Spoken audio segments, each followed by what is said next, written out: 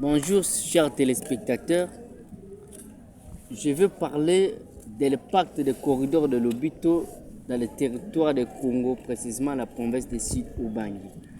Le corridor de Lobito est un projet d'envergure régionale visant à relier la ville portuaire de Lobito en Angola aux régions minières, agricoles et commerciales de la Zambie et de la République démocratique du Congo, notamment les provinces de Lualaba, de Haut-Katanga et du Kasaï.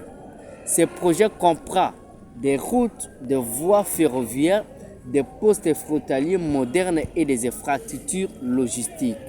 Même si le territoire de Congo dans la province du Sud-Ubangi n'est pas situé directement sur l'axe principal des corridors de Lobito, il peut néanmoins impacter de manière économique, sociale, commerciale et stratégique. L'objectif de ce texte, c'est d'expliquer clairement à la population et aux autorités locales du territoire de Congo comment ce projet peut transformer leur quotidien, stimuler le développement local et ouvrir les territoires au commerce national tant qu'international. Les impacts économiques du corridor de Lobito sur le territoire de Congo.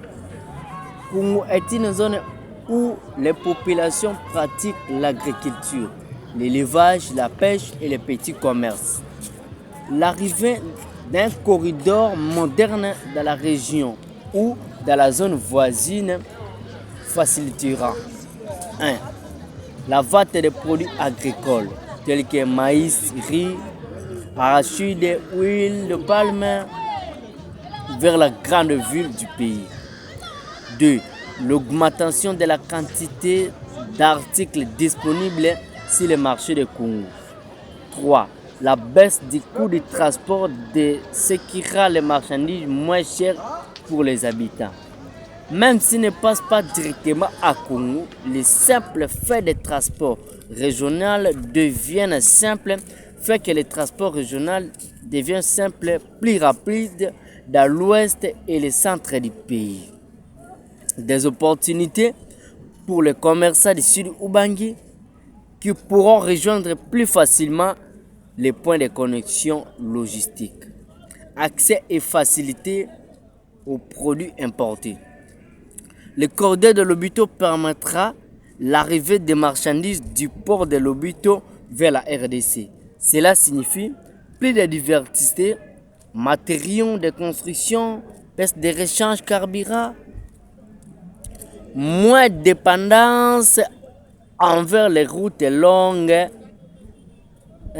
comptant passant par Matadi et d'autres axes en mauvais état. Une réduction progressive des prix car le transport coûtera moins cher. Ainsi, tout le coût de vie de Congo pourra diminuer sur plusieurs produits essentiels. Création d'emplois locaux et stimulation d'économie rurale. L'amélioration des routes et la circulation des marchandises dans la région permettront la création des emplois directs, transformation manutentionnaire, impact et services au bénéfice de la population des Congo. Pour clore, le corridor de Lobito a l'impact indirect sur le territoire de Congo. Merci beaucoup. Je suis Mungonda Ebongo Victor, étudiant à l'université de Kinshasa, faculté des sciences sociales, administratives et politiques, département des sciences politiques et administratives. Merci beaucoup.